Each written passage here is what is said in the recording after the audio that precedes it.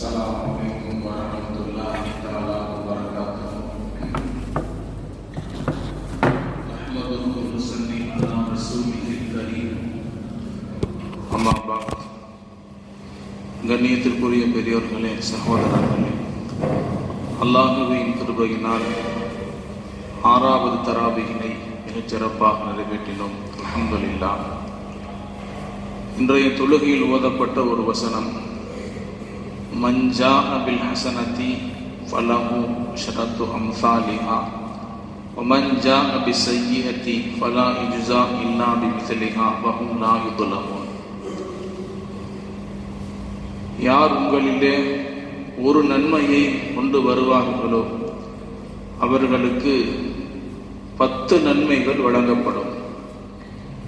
யார் உங்களிலே ஒரு பாவத்தை கொண்டு வருவார்களோ அந்த பாவத்திற்கு பகரமாக ஒரு தண்டனை மட்டுமே வழங்கப்படும். நாளை யாருமே அநியாயம் செய்யப்பட மாட்டார்கள் என்று அல்லாஹ் சொல்லக்கூடிய ஒரு இறைவசனம். அன்பானவர்களே, அல்லாஹ்வினுடைய அளப்பெரும் கிருபை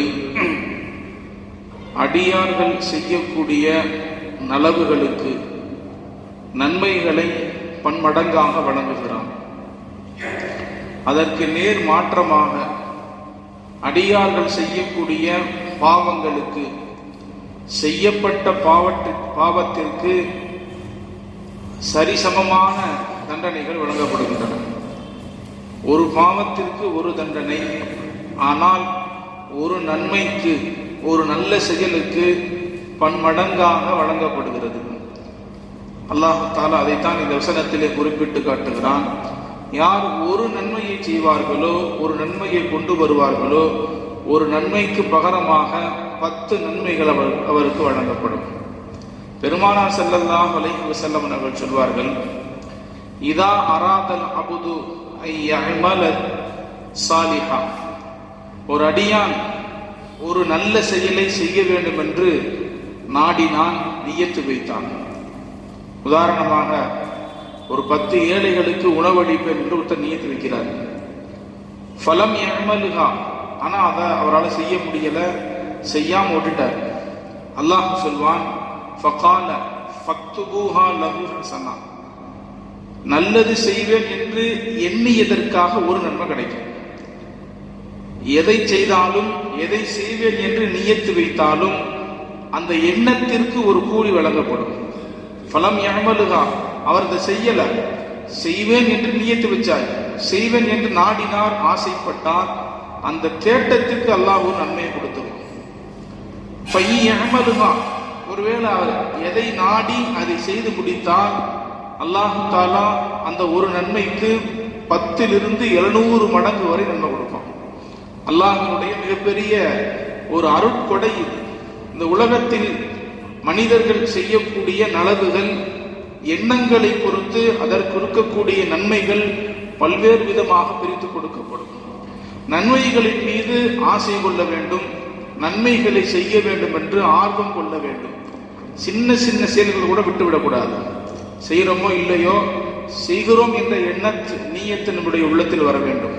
பெருமானார் ஸல்லல்லாஹு அலைஹி வஸல்லம் அவர்கள் ஆயிஷா மாட்ட சொன்னாங்க, சமீது கிராஅத நுஅமான் இப்னு பஷீர், ஹாரிஸத் இப்னு நுஅமான், ஹாரிஸத் இப்னு நுஅமான் என்ற ஒரு சஹாபியினுடைய குர்ஆன் ஓதக்கூடிய அந்த ஓசையை சொர்க்கத்தில் நான் கேட்டேன் என்று சொன்னாங்க. ரசூலுல்லாஹ் சொன்ன உடனே ஆயிஷாமா ஆச்சரியப்பட்டாங்க. சொர்க்கத்தில் கேட்டேன் என்று சொன்னால் அந்த சஹாபி 2 விதமான சுப செய்தி. ஒன்று, அந்த சஹாபி சொர்க்கவாதின்னு கன்ஃபார்ம் ஆயிடுச்சு. 2வது, சொர்க்கத்திற்கு சென்று திருக்குர்ஆனை ஓதக்கூடிய அற்புதமான ஒரு வாய்ப்பு. ரசூலுல்லாஹ் சொன்னாங்க, கதாலிக்கல் பிர்ரு கதாலிக்கல் பிர்ருன்னு சொன்னாங்க. நன்மை இப்படித்தான் இருக்குன்னு சொன்னாங்க. நாம் இந்த உலகத்தில் செய்யக்கூடிய நன்மைகள், அதற்கு வழங்கப்படக்கூடிய வெகுமானங்கள் மிகச் சிறப்பாக இருக்கும். இப்ப ரசூலுல்லாஹ் சொன்னாங்க, நுஅமான் இப்னு ஹாரிஸா இந்த உலகத்தில் வாழும் பொழுது தாயாருக்கு உபகாரம் செய்யக்கூடியவராக இருந்தார். தன்னுடைய தாயாருக்கு செய்ய வேண்டிய எல்லா பணிவிடைகளையும் செய்யக்கூடிய ஒரு நல்லவராக வாழ்ந்தார். அதற்கு பிரதிபலனாக அல்லாஹ் கொடுத்த ஒரு அற்புதமான பரிசு.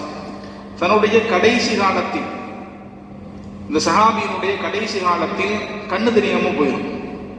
தாயை பாதுகாத்து சுவனத்திற்கு சொந்தக்காரனாக பட்டம் பெற்ற இந்த சஹாபியினுடைய கடைசி காலத்தில் கண் தெரியாத குருடனாக ஆகிவிடுவார்.